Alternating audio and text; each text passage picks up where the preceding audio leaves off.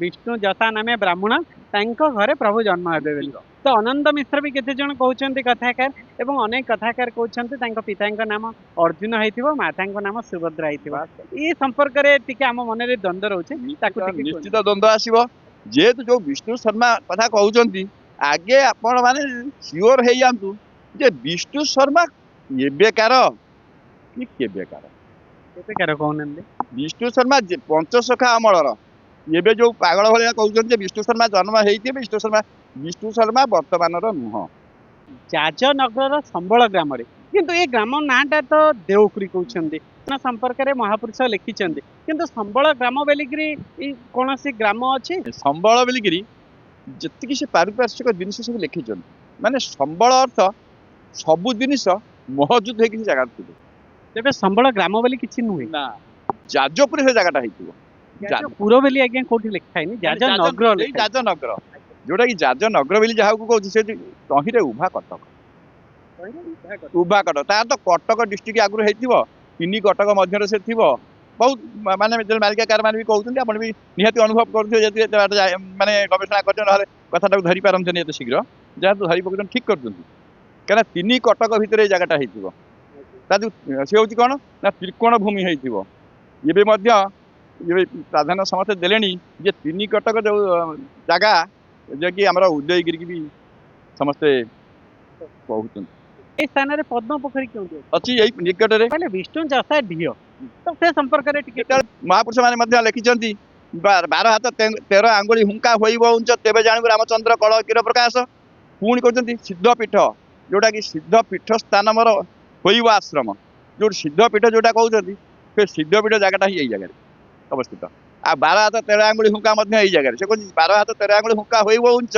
तेबे जानिबो रामचंद्र कळ किर प्रकाश राम को कहउछन्ति राम ही सब जानि जी प्रकृति केते राम तो बाहरलेनी जी राम होइतिबो से सब कथा ही प्रकाश कर तेबे रामदास केउठी जन्म होइछन्ति ठीक आमे कहउछु से कुजंग गड रे जन्म होइतिबो कहले जे रामदास हेतिबे से कुजंग गड रे जन्म होइतिबे महापुरुष लिखिछन्ति आमे लिखुनी तेबे महापुरुष जदि कुजंग गड संपर्क लिखिछन्ति तो निश्चय रामदास संपर्क रे आउ किछि अधिक लिखि देबे किछि सम्यक सूचना दियंतो नै नै जेतेबेले रामदास से कुजंग गड रे जन्म होइतिबो रामदास तो बहुत कथा जानितिबो रामदास तो निश्चित अमहादेव जाइतिबो अमहादेव किछि पोथी पाइतिबो पोथी पाइला परे जागा को मध्य से भ्रमण कर दिबो जागा को चिन्हितिबो चिन्हिला परे से चिंता कर दिबो जे किए सी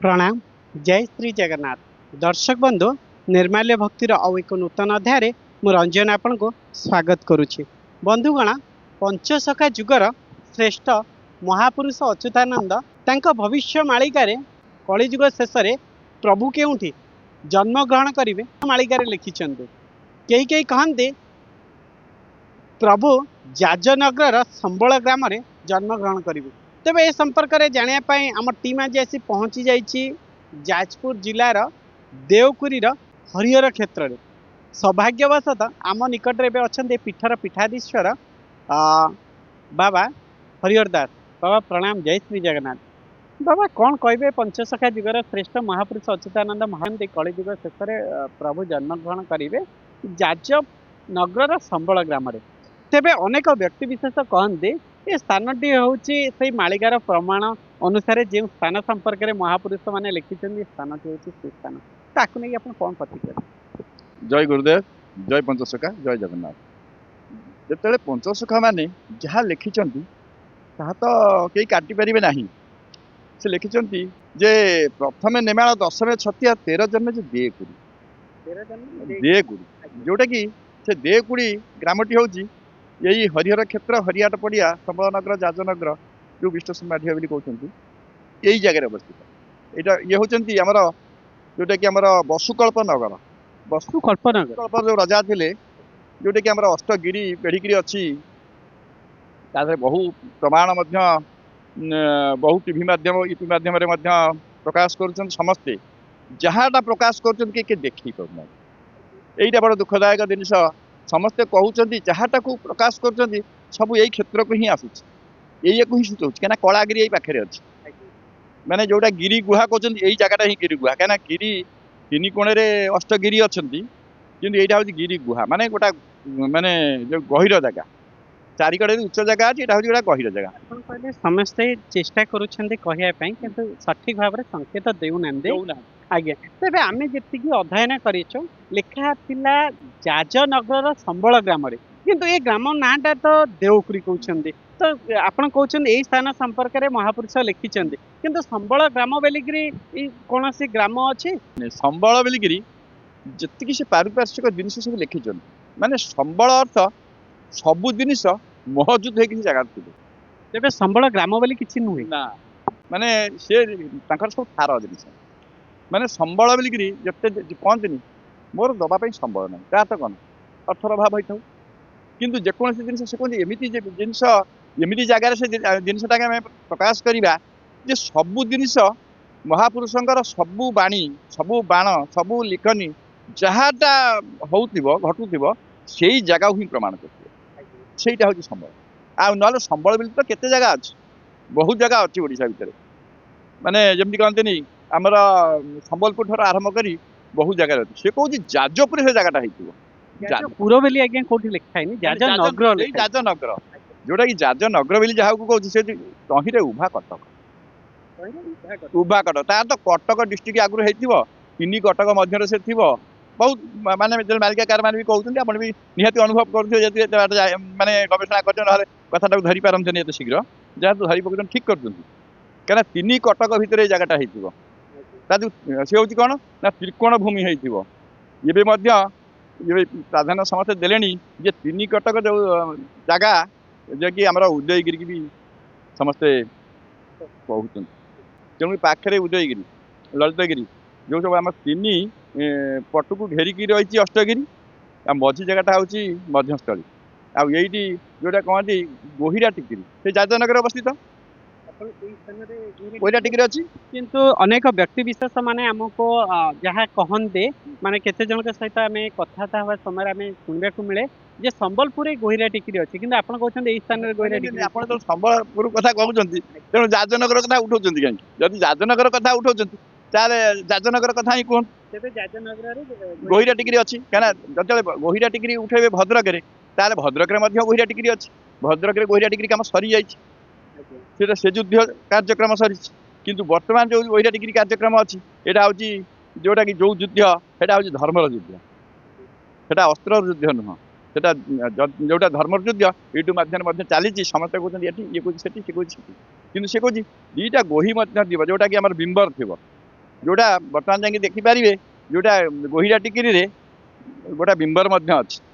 ଆଉ ଗୋଟା ଯୋଉଟାକୁ ଆମର କହୁଛନ୍ତି କେନ୍ଦ୍ରାପଡ଼ା, ସେ ଗୁଡ଼ା କଟକରେ ଯାଉଥିଲା, ସେଠି ମଧ୍ୟ ଗୋଟା ବିମ୍ବର ଅଛି। ତେଣୁ ସେ କହୁଛନ୍ତି ତା ଦେହରେ ବି 9 ପାଟଣା ଅଛି, ପୁଣି 3 ପାଟଣା ମଧ୍ୟ ଅଛି। 3 ପାଟଣା ଯେତେବେଳେ ଯୋଉଟା ଯୋଉଥିରେ ପଡ଼ିବ, ମାନେ ମାଳିକାର ଯୋଉ ମାଳିକାକାର ମାନେ ଯୋଉଟାକୁ ଗବେଷଣା କରିବେ, ଯୋଉ ପାଟଣାଟାକୁ ପ୍ରକାଶ କରିବାକୁ ଚାହିଁବେ, 3 ପାଟଣା କଲେ 3 ପାଟଣା ଅଛି, 9 ପାଟଣା କଲେ ମଧ୍ୟ 9 ପାଟଣା ହେଇକିରି ଅଛି, 3 କଟକ କହିଲେ ମଧ୍ୟ 3 କଟକରେ ଅଛି, ଯଦି କହିବେ ଅଷ୍ଟଗିରିକି ଘେରିକିରି ଥିବା ଅଷ୍ଟଗିରି ମଧ୍ୟ ଅଛି, ଯଦି ବୋଇତାଳୁ ଗଣ୍ଡ ଅଛି ବୈତରଣୀ ଗଣ୍ଡ ମଧ୍ୟ ଅଛି। କେତେକ ବୈତରଣୀ ନଦୀକି କହିଲେ ଆଉ ତ ପଳେଇ ଯାଉଛି, ମାନେ ଯୋଉଟା କି ଯାଜପୁର ସେ ହେଉଛି ପଞ୍ଚକୋଶ ମଧ୍ୟରେ ହେଇଥିବ। ଯଦି ପଞ୍ଚକୋଶରେ ମଧ୍ୟରେ ହେଇଥିବ ତାହେଲେ ଓଳାଶୁଣୀ ଠାରୁ ପଞ୍ଚକୋଶୀ, କାହିଁକିନା ଯେହେତୁ ଆମର ମହାପୁରୁଷ ଅରବିନ୍ଦ ଦାସ ମଧ୍ୟ ଲେଖିଛନ୍ତି ଓଳାଶୁଣୀ ଠାରୁ ପଞ୍ଚକୋଶୀ ଯିଏ କହନ୍ତି। ତେଣୁ ଯଦି ଓଳାଶୁଣୀ ଠାରୁ ପଞ୍ଚକୋଶୀ କୁହାଯାଏ ତାହେଲେ ପଞ୍ଚକୋଶୀ ଭିତରେ ହିଁ ଏ ଜାଗା ଦେଇ ଯାଉଛି। ତେବେ ଆମେ ଯେତିକି ଅଧ୍ୟୟନ କରିଛୁ, ଯେଉଁ ସ୍ଥାନରେ ପ୍ରଭୁ ଜନ୍ମଗ୍ରହଣ କରିବେ ସେ ସ୍ଥାନରେ ତ୍ରିକୋଣ ଭୂମି ଥିବ, ଜାମଳା ନଦୀ ଥିବ, ଜାଉଁଳି ବନ୍ଧ ଥିବ, ଜାଉଣୀ ବନ୍ଧ ଥିବ, ପଦ୍ମ ପୋଖରୀ ଥିବ, ଏପରି ଅନେକ ସଂକେତ ମାନ ଅଛି। ତିନି ନଦୀର ସଙ୍ଗମ ଥିବ, ଆଜ୍ଞା, ତ୍ରିବେଣୀ ସଙ୍ଗମ ଥିବ। ଆଜ୍ଞା ଆଜ୍ଞା, ତେବେ ଏ ସ୍ଥାନରେ ପଦ୍ମ ପୋଖରୀ କେଉଁଠି ଅଛି? ଏଇ ନିକଟରେ, ମାତ୍ର ଖୁବ୍ କମ୍ ବାଟରେ, 1/2 କିଲୋମିଟର ବି ନୁହଁ, ଯୋଉଟା କି ଆମେ କହୁଛୁ ବୋଇତାଳୁ ଗଣ୍ଡ, ମାଳିକାରେ ସମସ୍ତେ ଜାଣିଥିବେ, ଆଉ ବୈତରଣୀ ଗଣ୍ଡ ମଧ୍ୟ ଗୋଟା ଗୋଟା ଜାଗାରେ ଲେଖା ଅଛି। ତେବେ ଏ ସ୍ଥାନ ସମ୍ପର୍କରେ ଆପଣ ଯେତେବେଳେ କହୁଥିଲେ କିଛି ସମୟ ପୂର୍ବରୁ, ଆପଣ କହିଲେ ବିଷ୍ଣୁ ଯଶା ଢିଅ, ତ ସେ ସମ୍ପର୍କରେ ଟିକେ ଯେତେବେଳେ ମହାପୁରୁଷ ମାନେ ମଧ୍ୟ ଲେଖିଛନ୍ତି 12 ହାତ 13 ଆଙ୍ଗୁଳି ହୁଙ୍କା ହୋଇବ ଉଞ୍ଚ, ତେବେ ଜାଣିବୁ ରାମଚନ୍ଦ୍ର କଳ କିର ପ୍ରକାଶ। ପୁଣି କହୁଛନ୍ତି ସିଦ୍ଧପୀଠ, ଯୋଉଟା କି ସିଦ୍ଧପୀଠ ସ୍ଥାନ ମୋର ହୋଇବ ଆଶ୍ରମ, ଯୋଉ ସିଦ୍ଧପୀଠ ଯୋଉଟା କହୁଛନ୍ତି ସେ ସିଦ୍ଧପୀଠ ଜାଗାଟା ହିଁ ଏଇ ଜାଗାରେ ଅବସ୍ଥିତ। ଆଉ 12 ହାତ 13 ଆଙ୍ଗୁଳି ହୁଙ୍କା ମଧ୍ୟ ଏଇ ଜାଗାରେ, ସେ କହୁଛି 12 ହାତ 13 ଆଙ୍ଗୁଳି ହୁଙ୍କା ହୋଇବ ଉଞ୍ଚ, ତେବେ ଜାଣିବୁ ରାମଚନ୍ଦ୍ର କଳକିର ପ୍ରକାଶ। ରାମକୁ କହିଛନ୍ତି, ରାମ ହିଁ ସବୁ ଜାଣିଛି, ଯିଏ ପ୍ରକୃତିରେ କେତେ ରାମ ତ ବାହାରିଲେଣି, ଯିଏ ରାମ ହେଇଥିବ ସେ ସବୁ କଥା ହିଁ ପ୍ରକାଶ କରିବ। ପୁଣି କି ସେ ଲେଖିଛନ୍ତି जे वाल्मीकि आश्रम होइतिबो से कहନ୍ତି बालुकेश्वर दास ए थिबे जे कि विष्णु शर्मा को बानप्रस्थ କରିଥିବେ। ତେଣୁକରି ଏଠି ମାନେ ବାଲିପଡ଼ା ମୌଜାର ହେବ ଲୀଳାମାନ ବାଲିପଡ଼ା ମୌଜାରେ ଅଛି ଗୁପ୍ତ ସ୍ଥାନ। ତେଣୁକରି ଇଏ ବାଲିପଡ଼ା ମୌଜା ମାନେ ବାଲିପଡ଼ିଆ ପଞ୍ଚାୟତରେ ଯାଉଛି ବାଲିପଡ଼ିଆ ମୌଜା ମଧ୍ୟ ପାଖରେ ଆଉ ବାଲ୍ମୀକି ଆଶ୍ରମ ମଧ୍ୟ ଆଉ କହୁଛନ୍ତି। ତେଣୁ କେତେ ପ୍ରମାଣ ନେବେ ଶହ ଶହ ପ୍ରମାଣ। ତେବେ ପ୍ରଭୁ ଜନ୍ମ ଗ୍ରହଣ କରିବେ କେହି କେହି କଥାକାର ମାନେ କହନ୍ତି ବିଷ୍ଣୁ ଜଟା ଘରେ, କେହି କହନ୍ତି ଅନନ୍ତ ମିଶ୍ର ଘରେ, ତ କେହି କହୁଛନ୍ତି ଅର୍ଜୁନ ତାଙ୍କ ବାପାଙ୍କର ନାମ ଥିବ। ତ ସେ ସମ୍ପର୍କରେ କଣ କହିବେ? ଯଦି ଏ ସ୍ଥାନ ଅଛି ହଁ ହଁ ଆପଣ ଏ ନିର୍ଦ୍ଦିଷ୍ଟ ସ୍ଥାନକୁ କହୁଛନ୍ତି ସମ୍ବଳ ଗ୍ରାମ ବା ଯାଜନଗର, ଯାହାବି ଆପଣ କହୁଛନ୍ତି ପଦ୍ମ ପୋଖରୀ, ଅନେକ ଆପଣ ପ୍ରମାଣ ଦଉଛନ୍ତି। ତେବେ ପ୍ରଭୁଙ୍କର ଜନ୍ମ ସମ୍ପର୍କରେ କିଛି କୁହନ୍ତୁ। ଆସିବ ଯେହେତୁ ଯୋଉ ବିଷ୍ଣୁ ଶର୍ମା କଥା କହୁଛନ୍ତି ଆଗେ ଆପଣ ମାନେ ସିଓର ହେଇଯାଆନ୍ତୁ ଯେ ବିଷ୍ଣୁ ଶର୍ମା ଏବେକାର କି କେବେକାର। କେବେକାର କହୁନାହାନ୍ତି? ବିଷ୍ଣୁ ଶର୍ମା ପଞ୍ଚସଖା ଅମଳର। ଏବେ ଯୋଉ ପାଗଳ ଭଳିଆ କହୁଛନ୍ତି ଯେ ବିଷ୍ଣୁ ଶର୍ମା ଜନ୍ମ ହେଇଥିବେ ବିଷ୍ଣୁ ଶର୍ମା ବର୍ତ୍ତମାନର ନୁହଁ। ବିଷ୍ଣୁ ଶର୍ମା ପଞ୍ଚସଖା ଅମଳର। ତେଣୁକରି ବର୍ତ୍ତମାନ ବିଷ୍ଣୁ ଶର୍ମା ନାହାନ୍ତି। ତେଣୁ ବିଷ୍ଣୁ ଶର୍ମାଙ୍କର କଳ୍କି ପୁରାଣ ଦେଖିବେ ବିଷ୍ଣୁ ଶର୍ମାଙ୍କର ପୁଅ ପାତି ନଥିଲା ବୋଲିକିରି ପ୍ରମାଣ ଦିଏ। ପୁଣି କହୁଛନ୍ତି ବିଷ୍ଣୁ ଶର୍ମାଙ୍କର ବହୁତ ପିଲା। ତା ଅର୍ଥ ବିଷ୍ଣୁ ଶର୍ମାଙ୍କର ଜନ୍ମିତ ପୁତ୍ର ନଥିଲେ। ବିଷ୍ଣୁ ଶର୍ମାଙ୍କର ଶହ ଶହ ଯୋଉଟାକି ଭେକଧାରୀ ପିଲା ହୁଅନ୍ତୁ ବା ଶିଷ୍ୟ ପିଲା ହୁଅନ୍ତୁ। ତେଣୁକରି ତାଙ୍କର ଗୁରୁ ହଉଛନ୍ତି ଆମର ବାଲୁଙ୍କେଶ୍ୱର ଦାସ। ବାଲୁଙ୍କେଶ୍ୱର ଦାସଙ୍କ ଠାରୁ ସେ ଶିଷ୍ୟତ୍ୱ ଗ୍ରହଣ କରିଥିଲେ। ବାଲୁଙ୍କେଶ୍ୱର ଦାସ ଠାରୁ ସେ ଭେକବାନା ଗ୍ରହଣ କରିଥିଲେ। ହଳଦାର ବୃନ୍ଦାବନ ତାଙ୍କ ଦେହ ଛାଡ଼ିଥିଲେ। ତେଣୁକରି ଏ ଯୋଉ ସିଦ୍ଧପୀଠ ଏ ଯୋଉ ଜାଗା ହରିହାଟ ପଡ଼ିଆର ଯୋଉ ଜାଗା ସେ ବିଷ୍ଣୁ ଶର୍ମାଙ୍କର। ବିଷ୍ଣୁ ଯଶା ଯୋଉ ବ୍ରାହ୍ମଣ କେତେକ କହୁଛନ୍ତି ବିଷ୍ଣୁର ଯଶ ଗାନ ଯିଏ କରେ ସେ ହଉଛନ୍ତି ବିଷ୍ଣୁ ଶର୍ମା, ସେଟା ଭୁଲ। କିନ୍ତୁ ବିଷ୍ଣୁ ଶର୍ମା କ୍ରମଶଃ ଦେହ ଛାଡୁଛନ୍ତି ପୁଣି ଜନ୍ମଗ୍ରହଣ କରୁଛନ୍ତି। ଯେମିତି କହୁଛନ୍ତି ପଞ୍ଚସଖା ମାନେ ଦେହ ଛାଡୁଛନ୍ତି ପୁଣି ଦେହ ଧାରଣ କରୁଛନ୍ତି, ନଚେତ୍ ପଞ୍ଚସଖା ମାନେ ଅମର, ସେମିତି ବିଷ୍ଣୁ ଶର୍ମା ମଧ୍ୟ ଅମର। କାରଣ ଯେହେତୁ ସେ ତାଙ୍କ ସମୟର ସେ ତାଙ୍କୁ ଭଲ ପାଉଥିଲେ, ପଞ୍ଚସଖା ମାନେ ମଧ୍ୟ ଏଠିକି ଆସୁଥିଲେ, ପଞ୍ଚସଖା ମାନେ ତାଙ୍କ ସାଙ୍ଗରେ ମେଳ ହେଇକିରି କିଛି କାର୍ଯ୍ୟ କରୁଥିଲେ। ତେଣୁକରି ଏଠି ଷଡ଼ ସଖା ମଧ୍ୟ ଅଛନ୍ତି। ତେଣୁକରି ଷଡ଼ସଖା ପଞ୍ଚସଖା ଅଛନ୍ତି। ବିଷ୍ଣୁ ଶର୍ମାକୁ ମଧ୍ୟ ପ୍ରାଧାନ୍ୟ ଦିଆଯାଇଛି। ବିଷ୍ଣୁ ଶର୍ମାଙ୍କର ମଧ୍ୟ ଏଠି ଆସ୍ଥାନ ଅଛି। ବିଷ୍ଣୁ ଶର୍ମା ମଧ୍ୟ ପୂଜା ପାଇଛନ୍ତି। ଆମେ ଜାଣିଛୁ ସେ ସମୟରେ ପଞ୍ଚସଖା ଯୁଗର ଶ୍ରେଷ୍ଠ ଥିଲେ ମହାପୁରୁଷ ପଞ୍ଚସଖା, କିନ୍ତୁ ଆପଣ କହୁଛନ୍ତି ଷଷ୍ଠ ସଖା ଆଉ ଜଣେ କିଏ ଅଛନ୍ତି ଗୋପନରେ ବିଷ୍ଣୁ ଶର୍ମା କାହିଁକି ଯେହେତୁ ବିଷ୍ଣୁ ସେ ଶର୍ମା ସମ୍ପର୍କରେ ତ କେହି ଆମେ ଜାଣିଛୁ। କେହି କହୁନାହାନ୍ତି, କାହିଁ କହିବେ? ସେ ଜାଣିଥିଲେ ସିନା କହିବେ। କାହିଁକି ନା ବିଷ୍ଣୁ ଶର୍ମାକୁ ଭଲ ପାଉଥିବାରୁ ପଞ୍ଚସଖା ମାନେ ଏଠିକି ଆସନ୍ତି। ତେଣୁ ବିଷ୍ଣୁ ଶର୍ମା ପାଖରେ ସାଙ୍ଗରେ ମେଳ ହୁଅନ୍ତି। ଏମିତି ବହୁତ ଜାଗାରେ ଯୋଉଠି ଯାଉଥିବେ ତାଙ୍କର ସେ ସଖା ମାନଙ୍କୁ କିଏ ଭଲ ପାଉଥିବେ ନ ପାଉଥିବେ, ଆମେ ଭଲ ପାଇଛୁ। ତେଣୁକରି ଯୋଉମାନେ ଭଲ ପାଇଥିବେ ସେ ପଞ୍ଚସଖାଙ୍କର ଯେତେବେଳେ ଚାଲି ଯାଉଥିଲେ ଗୋଟେ ପଥର ମୂର୍ତ୍ତି ସେ ରଖିଥିଲେ ଯେ ବିଷ୍ଣୁ ଶର୍ମା। ଆମେ ତାଙ୍କୁ ପଞ୍ଚସଖାଙ୍କ ସ୍ଥାନରେ ତାଙ୍କୁ ମଧ୍ୟ ସ୍ଥାନ ଦେଇଛୁ ଯେ ବିଷ୍ଣୁ ଶର୍ମାଙ୍କ ଯଦି ପଥର ମୂର୍ତ୍ତିଟି ଏଠି ରଖିଛ ତମେ, ତାହେଲେ ଆମେ ସିଏ ଯଦି ମହାନ, ଯଦି ପଞ୍ଚସଖା ମାନେ ଏଠି ଆସି ପହଞ୍ଚୁଥିଲେ, ଇଏ ଗଛ ମୂଳେ ଯଦି ବିଷ୍ଣୁ ଶର୍ମା ରହୁଥିଲେ, ତାହେଲେ ଆମେ ଏଠି କାହିଁ ପକେଇ ରଖିବା? ତାଙ୍କୁ ପଞ୍ଚସଖାଙ୍କ ବେଳରେ ସ୍ଥାନ ଦେବା। ତେବେ ବାବା ଆପଣ କିଛି ସମୟ ପୂର୍ବରୁ କହୁଥିଲେ ଏଇ ପୀଠଟି ହଉଛି ବିଷ୍ଣୁ ଯଶାଙ୍କର ଢିଅ ବା ବାସ୍ ବାସ୍। ବିଷ୍ଣୁ, ତେବେ ବିଷ୍ଣୁ ଯଶାଙ୍କ ଢିଅରେ ଆପଣ ଏବେ ଅଛନ୍ତି, ଆପଣ କଣ ତାଙ୍କର ପରିବାର ନା କଣ? ଆପଣ ତାଙ୍କ ବିଷ୍ଣୁ ଯଶାଙ୍କ ବର୍ତ୍ତମାନ ଯଦି ଆମେ କହିବୁ ତାଙ୍କ ପରିବାର, ତାହେଲେ ଆପଣ ତ ବର୍ତ୍ତମାନ ହସିବେ। ତାହେଲେ ଆଉ ଗୋଟେ କଥା ବୁଝିଥାନ୍ତୁ ଯେ ଯଦି ଆମେ ତାଙ୍କର କେହି ନଥାନ୍ତୁ, ତାହେଲେ ଏଠି ଅଧିକାରୀ ସାବ୍ୟସ୍ତ କରିକି ଆମେ ରହିପାରିନଥାନ୍ତୁ। ଆମେ ଯୋଉଠି ଥାଉ ନା କାହିଁକି, ବୁଝିପାରୁଛନ୍ତି ନା କାହିଁକି? ତେଣୁକରି ଯେହେତୁ ଯୋଉଠି ଆମେ ଅଛୁ, ଯଦି ଆମେ ସିଏ କହିଛନ୍ତି ଯେ ଯିଏ ଏଠିକି ଆସି ପହଞ୍ଚିବ ସେ ବଳଦେବ କ୍ଷେତ୍ରରୁ ହିଁ ଆସିବ। ବଳଦେବ କ୍ଷେତ୍ର। କିନ୍ତୁ ବଳଦେବ କ୍ଷେତ୍ରରେ ହିଁ ଆମ ଜନ୍ମ। ଆପଣ ଜନ୍ମ ବଳଦେବ ବଳଦେବ କ୍ଷେତ୍ରରେ? କ୍ଷେତ୍ରରେ। ତେଣୁକରି ସେ କହନ୍ତି ବଳଦେବ କ୍ଷେତ୍ରରେ ସେ 12ରେ କାର୍ଯ୍ୟକ୍ରମ ହଉଥିବ, କିନ୍ତୁ 13ରେ ଏଠି କାର୍ଯ୍ୟକ୍ରମ ହବ। ତେଣୁ ଯଦି ବଳଦେବ କ୍ଷେତ୍ରରୁ ଆମକୁ କିଏ ଡାକିଛି, କାହାକୁ ନିର୍ଦ୍ଦେଶ ହେଇଛି, କାହାକୁ କିଏ ପ୍ରେରଣା ଦେଇଛନ୍ତି ଯେ ଆମକୁ ଡାକିବା ପାଇଁ, ତେଣୁ ଆମେ ଆସିଛୁ। ତେଣୁ ଆମେ ଯଦି ସେ ପୀଠ ଏ ପୀଠଟାକୁ ଝାଡୁ ମାରୁଛୁ କି ସଜାଡୁଛୁ, ତେଣୁ ନିଶ୍ଚିତ କିଛି ଗୋଟେ ସାମଞ୍ଜସ୍ୟ ତାଙ୍କର ଆମର ଥାଇପାରେ। ଥାଇପାରେ କହୁଛନ୍ତି। ଯଦି ଏତେ ବଡ ମହାପୁରୁଷ ଜଣେ ଥିଲେ ତାଙ୍କ ପୀଠରେ ବର୍ତ୍ତମାନ ଆପଣ ଅଛନ୍ତି, ତେବେ ବାସ୍ତବରେ ଆପଣ କିଏ? ଆପଣଙ୍କ ସମ୍ପର୍କରେ କିଛି ନାଇଁ ସେ କଥା ତ ଆମେ କହିପାରିବୁ ନାହିଁ। ଯିଏ ରାମଦାସ ହେଇଥିବ ସିଏ ହିଁ ତାର ପ୍ରମାଣ ଦବ। କାହିଁକି ନା ଯେହେତୁ ଏତେ ବଡ ପୀଠରେ ଜଣେ ଝାଡୁଦାର ଅଛି, ସେ ଝାଡୁ ମାରୁଛି, ତାକୁ ଜଗତ ତାକୁ ଚିହ୍ନେଇବା ପାଇଁ କେବଳ ରାମର ହିଁ ଅଧିକାର ଅଛି। ଆଉ ବୋଧେ କେହି ଚିହ୍ନେଇ ପାରିବେନି। କାହିଁକି ନା ସିଏ ସତ୍ସାହସ କାହାର ନାହିଁ। ତେବେ ରାମଦାସ କେଉଁଠି ଜନ୍ମ ହୋଇଛନ୍ତି? ରାମଦାସ କିଏ? ରାମଦାସ ସବୁ କଥା ଅଚ୍ୟୁତଙ୍କର ପ୍ରମାଣ ସେ ଦେଇଛନ୍ତି ଯେ ରାମରେ ତୁ ସବୁ ଜାଣିଛୁ, ରାମରେ ତୁ ଏଇ କଥା ପ୍ରକାଶ କରିବୁ, ରାମରେ ତୁ ଗୟା ଯୋଉ ସମୟନଗର ଯୋଉ ଭଲ ମନ୍ଦ ତୁ ହିଁ ଜାଣିଛୁ, ଆଉ କେହି ଜାଣିନାହାନ୍ତି। କେତେ ରାମ ବାହାରିବେ, ମାନେ ସେ କହିଛନ୍ତି ଦ୍ୱାଦଶ ଅଚ୍ୟୁତ ବୁଲିବେ ରାମ ଭୁଲିବୁ ନାହିଁ, ସପ୍ତ ତ୍ରିଲୋଚନ କପାଳେ ତେବେ ପରତ ଯାଇ, ସେଇଟା ଆମକୁ କହିଛନ୍ତି ଯେ କେତେ ଅଚ୍ୟୁତ ବୁଲିବେ, କେତେ ଅନନ୍ତ ବୁଲିବେ, କେତେ ଦଶମନ୍ତ ବୁଲିବେ, କେତେ ଜଗନ୍ନାଥ ବୁଲିବେ, କିନ୍ତୁ କେବଳ ରାମ ତୁ ହିଁ ଚିହ୍ନି ପାରିବୁ, କାହିଁକିନା ତତେ ସେ କଳାଟି ଦିଆହେଇଛି, ତତେ ସେ କଷଟି ପଥରଟି ଦିଆହେଇଛି, ତୁ ଜାଣିପାରିବୁ ଯେ କିଏ ପ୍ରକୃତ ଠିକ। ତେଣୁ ଯେତେବେଳେ ରାମଦାସ ଆସିକି ପହଞ୍ଚିବ ପୀଠରେ, ସିଏ ଜାଣିପାରିବ ଯେ ପୀଠରେ କିଏ ଅଛି, ଝାଡୁ ମାରୁଛି କିଏ, ଇଏ ପୀଠ ଭାଙ୍ଗି ଯାଇଥିଲା ପୀଠ ସଜାଡ଼ିଛି କିଏ, ତା ପୀଠରେ ପ୍ରକୃତରେ ଆଗରୁ ଥିଲେ କିଏ। ରାମଦାସ ସମ୍ପର୍କରେ ଆପଣ କହିଲେ ରାମଦାସ ଆସିଲେ ଜାଣିପାରିବେ, ହଁ। ତେବେ ରାମଦାସ କେବେ ଏ ପୀଠକୁ ଆସିଛନ୍ତି ନା ପୀଠ ରାମଦାସ ନ ଆସିଲେ ପୀଠ ତିଆରି ହବ କି? ଆପଣ କହିବାକୁ ଚାହୁଁଛନ୍ତି ରାମଦାସ ଏ ପୀଠକୁ ଆସି ସାରିଲେଣି? ରାମଦାସଙ୍କୁ ପ୍ରାପ୍ତ ଗୋଟିଏ କଥା ହଉଛି, ଯିଏ ରାମଦାସ ହେଇଥିବ ଅମୁଆ ଦେଉଳରୁ ତାକୁ ପୋଥି ହଉ, ବହି ହଉ, ନିର୍ଦ୍ଦେଶ ହଉ ପ୍ରାପ୍ତ ହବ। କଥାରେ ପ୍ରାପ୍ତ ହଉ, ହାତରେ ପ୍ରାପ୍ତ ହଉ, ଡାକିକିରି ପ୍ରାପ୍ତ ହଉ, ପ୍ରାପ୍ତ ନିଶ୍ଚିତ ହବ। କାହିଁକି ନା ସେ ପ୍ରାପ୍ତ ନହେଲେ ସେ ଚିହ୍ନିବ କେମିତି, ସେ ଜାଣିବ କେମିତି? ତେଣୁ ତାର ଜ୍ଞାନ ମଧ୍ୟ କମ୍ ନୁହଁ, ସେ କୁଜଙ୍ଗ ଗଡ଼ରେ ଜନ୍ମ ହେଇଥିବ। ଯେତିକି ଆମେ କହୁଛୁ ସେ କୁଜଙ୍ଗ ଗଡ଼ରେ ଜନ୍ମ ହେଇଥିବ। ତେଣୁକରି ଆଉ ଅଧିକା କିଛି ଆମେ କହୁନାହୁଁ, କାହିଁକିନା ଯିଏ ରାମଦାସ ହେଇଥିବ ସେ ତାର, କାହିଁକିନା ପ୍ରମାଣ ତାର ବି ମଧ୍ୟ ଅଛି। ଆପଣ କହିଲେ ଯିଏ ରାମଦାସ ହେଇଥିବେ ସେ କୁଜଙ୍ଗ ଗଡ଼ରେ ଜନ୍ମ ହେଇଥିବେ, ମହାପୁରୁଷ ଲେଖିଛନ୍ତି, ଆମେ ଲେଖୁନି। ତେବେ ମହାପୁରୁଷ ଯଦି କୁଜଙ୍ଗ ଗଡ଼ ସମ୍ପର୍କରେ ଲେଖିଛନ୍ତି ତ ନିଶ୍ଚୟ ରାମଦାସ ସମ୍ପର୍କରେ ଆଉ କିଛି ଅଧିକ ଲେଖିଦେବେ, କିଛି ସମ୍ୟକ ସୂଚନା ଦିଅନ୍ତୁ। ନାଇଁ, ଯେତେବେଳେ ରାମଦାସ ସେ କୁଜଙ୍ଗ ଗଡ଼ରେ ଜନ୍ମ ହେଇଥିବ, ରାମଦାସ ତ ବହୁତ କଥା ଜାଣିଥିବ। ରାମଦାସ ତ ନିଶ୍ଚିତ ଅମୁଆ ଦେଉଳକୁ ଯାଇଥିବ, ଅମୁଆ ଦେଉଳରେ କିଛି ପୋଥି ପାଇଥିବ, ପୋଥି ପାଇଲା ପରେ ଜାଗାକୁ ମଧ୍ୟ ସେ ଭ୍ରମଣ କରିଥିବ, ଜାଗାକୁ ଚିହ୍ନିଥିବ, ଚିହ୍ନିଲା ପରେ ସେ ଚିନ୍ତା କରିଥିବ ଯେ କିଏ, ସିଏ ମଧ୍ୟ ପ୍ରକାଶ କରିବ, ପ୍ରକାଶ କରୁଥିବେ ମଧ୍ୟ।